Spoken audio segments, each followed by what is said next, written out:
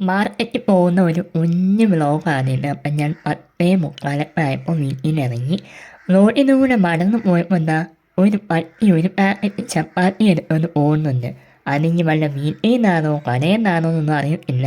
എന്നിട്ട് അത് അവിടെ എവിടെയോ കൊണ്ടുപോയി ഒളിപ്പിച്ച് വെച്ചിട്ട് പിന്നെയും അതേ സ്ഥലത്തേക്ക് പോകുന്നുണ്ട്. കണ്ടപ്പോൾ കൗതുകം തോന്നി.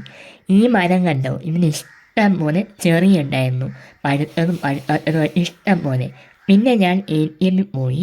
എ.ടി.എമ്മിൽ പോയിട്ട് ഞാൻ പള്ളിക്കകത്ത് കുറച്ച് നേരം ഇരുന്നു. പള്ളിക്കകത്ത് ഞാൻ മാത്രമേ ഉണ്ടായിരുന്നുള്ളൂ. കയറി കുറച്ച് കഴിഞ്ഞപ്പോഴാണ് ഞാൻ ഒരു സംഭവം കണ്ടത്.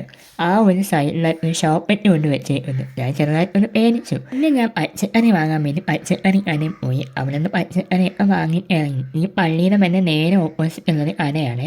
കൊട്ട വെയിലായിരുന്നു. ഒരയൊക്കെ ഉണ്ടായിരുന്നു. ഞാൻ പിന്നെ മീൻ വാങ്ങി. അയല മീനായിരുന്നു വാങ്ങിച്ചത്. ലേസും ചീറ്റോസൊന്നുമില്ല, ജീവനല്ലാത്തതുകൊണ്ട് രണ്ടെണ്ണം അതും വാങ്ങി.